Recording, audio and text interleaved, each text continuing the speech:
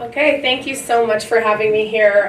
My name is Chéla Breckon, and I'm representing a rural community in eastern Ontario, 2 counties, Renfrew County, Lanark County. And thank you so much to the Pathways to Prosperity team for bringing me here today. And thank you to Mayor for chairing this session, and especially to Gail for booking my flight. So thank you so much. One of the main things that I want to cover today is to really discuss some practical ways that we applied the strategic planning models that I've been developing in the private sector since the beginning of my career, and have the adaptations that I've encountered through the nonprofit and public service sector, especially in the immigration portfolio that I was awarded in 2011. So we have been engaged in this work for nearly 5 years, and this is a long process that has been wonderful experience for myself. So I would really just want to walk you through some practical examples of how we came to the results we have now, and certainly to, at the end, to bring that forward to some theory and how you might be able to apply that in your own areas. So what we started with in Renfrew and Lanark County, here's our group of ESL students and our one and only settlement worker who works part-time only in Lanark County. So we have 10,000 square kilometers of territory that reaches about a 3-hour drive end to end. So the kilometers on my vehicle are extensive, but that's okay. We have 28 local government bodies, municipalities, counties, leadership organizations that are elected. Just in Renfrew County alone, we have 117 elected officials. So that's 117 opinions to deal with when we're talking about policy development, better recruitment, better retention. The additional problem in a rural zone is that we have approximately 31-kilometer average distance between the centers. So, and when I mean centers, that could be as small as 800 people up to 15 to 18,000. So no large real cities to speak of, towns, municipalities, villages, and no public transit.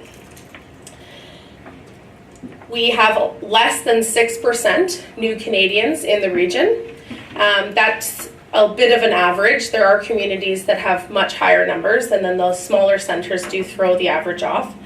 But ultimately, all of those newcomers were not necessarily being directly served by any government funding settlement programs, other than this lovely woman, Julie, in the photo, who does work 15 hours a week and covers a 3-county territory, and that does not include Renfrew.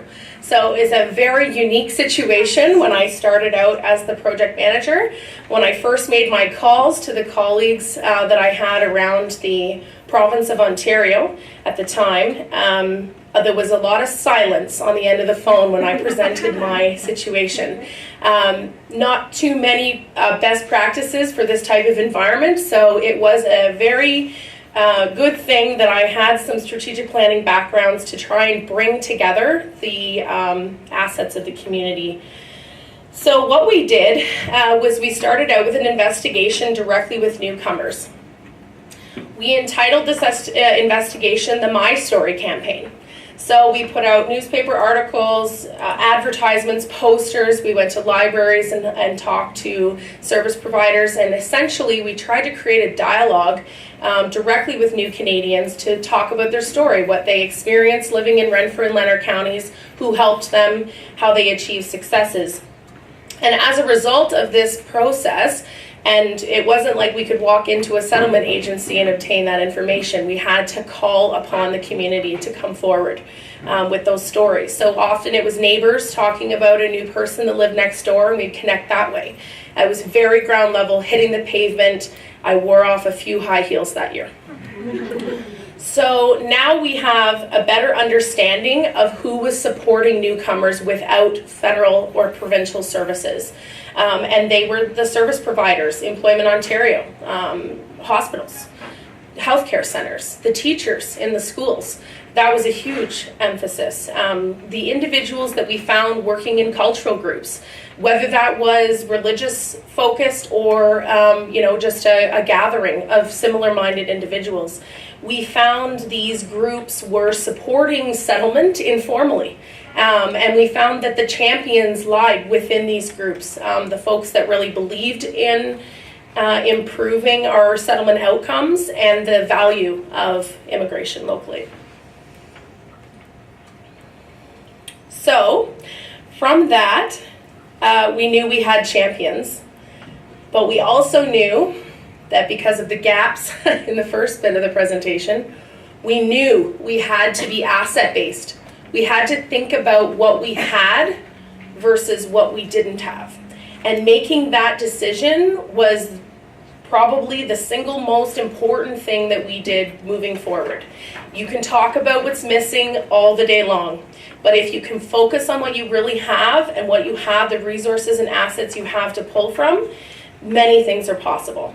So as a group of partners, we have over 30 partners between the two counties, and those were a core group of individuals I hand-selected, and we made a pledge to always reflect what we had versus what we didn't. And we made that pledge through consensus, and we made it reflect in our language, in the documents we wrote, in the presentations that we made, in the conversations we had in the community. It was all about assets. So from that point, we had to find out what exactly our assets were. So we consulted with all of our SPOs in every sector. We collaborated with the labor market planning body of the region, and we were able to connect with employers, service providers, hospitals, any type of service where any individual can walk into. We also consulted with ministries directly, federal government, folks like Pathways to Prosperity, looking at research documents that were conducted. Then we really tapped into some expert opinion, looking at what was being done in the smaller rural areas of Ontario, what was being done in the metropolitan areas, and are there adaptations that we could pull from. And in fact, we went beyond the settlement sector and went into the social services sector and sought out welcoming in communities individuals, because that is not just a term in the immigration sector, it's also very well used in all social services. And economic development professionals played a huge role. We know that those individuals were either on this topic or they were not. So the ones that were on, we tapped them. And of course, we consulted the community at large. Who were the players that were contributing to settlement informally, and what networks had they developed informally that were supporting new Canadians? And what we discovered is that we had what we needed all along, and that we didn't need several $100,000s to open up several settlement agencies. We had the capacity to do what we wanted to do today. So, in order to really bring about the whole culmination of this investigation and to really put us down in black and white of what our purpose is, the why are we doing this work and what does it mean to our community, we developed this purpose statement. I'll read it so that the back can benefit. So the local immigration partnership of Renfrew and Lanark will employ collaboration, research, positive, strength-based leadership, that might be the most important part, complemented by a focus on competitive economic sustainability in order to foster a welcoming and healthy community. That's the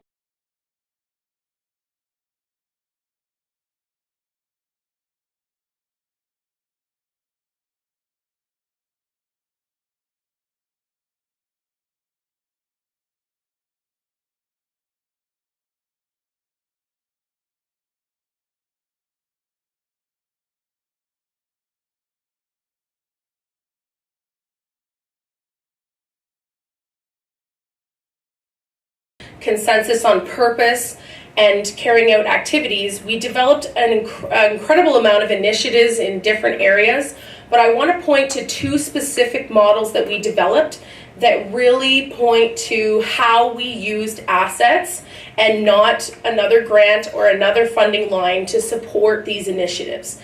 So the first model that we developed alongside the partners and the experts is one we refer to as service provider readiness.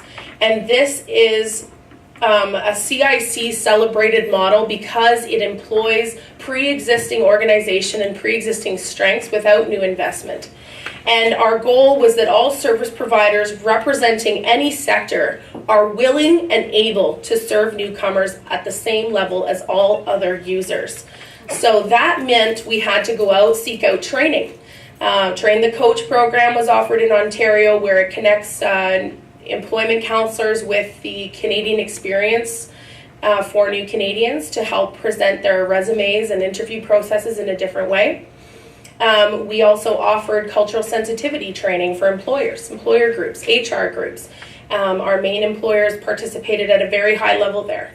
And one of the other really successful training initiatives was a bereavement session for palliative care centers. Different cultures have different bereavement processes, and it was very unfamiliar to those sectors of how to handle that type of difference. And so we empowered these organizations to be able to serve newcomers, and they took on the responsibility themselves because they are mandated to serve. And that is the bottom line.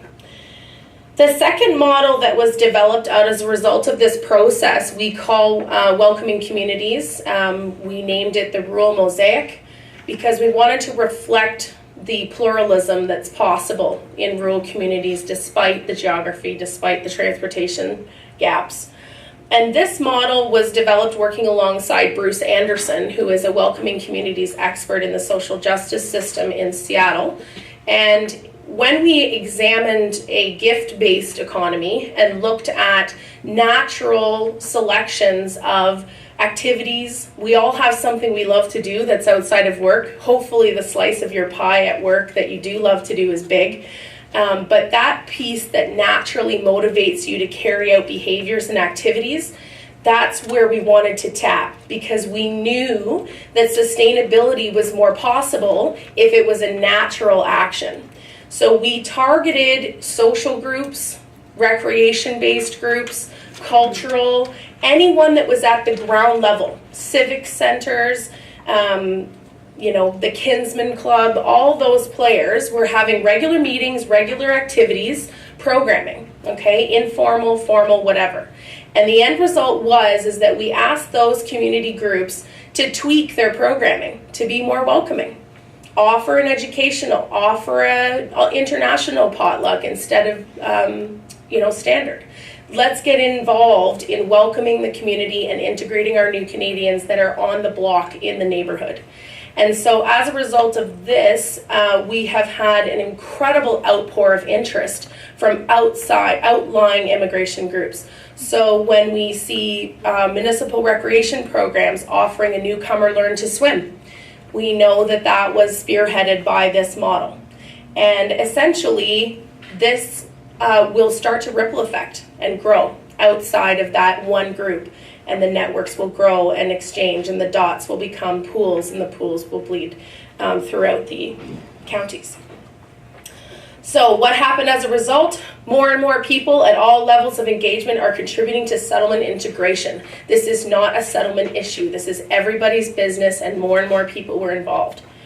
Newcomers are now obtaining the answers and support they need and are establishing effective networks, and specifically social capital. And that was the number one issue, to be able to connect new Canadians with retention and the communities with long-lasting sustainability. So we are in the very grassroots stage of all of this, but we are already seeing results. So I wanted to throw up a graphic here at the end. Really, this is our formal representation of this process. And it started with a model I developed in university called the Transformational Model, where you have inputs transforming to outputs surrounding purpose, very specific activities, and we broke this down into the qualities that we contributed in the LIT project specifically. So the red portion of the arrow is all about research initiatives, the investigation. You have to do the investigation. Kelly mentioned that, Pathways to Prosperity knows that. That is a common theme. Then I always try to bring in an expert opinion, somebody that has previous experience, best practices. This could be done through a literature review. Doesn't mean you need to spend a lot of money hiring somebody. Then we brought in the partner's opinion, the local relevancy, making sure that the context and the play makes sense for the area and the community that we're trying to serve. And then we introduced creativity and innovation. You know, that old phrase, we think outside the box. Well, we didn't even have a box. So we started with what we had, and then we tried to make things work based on the needs of our community.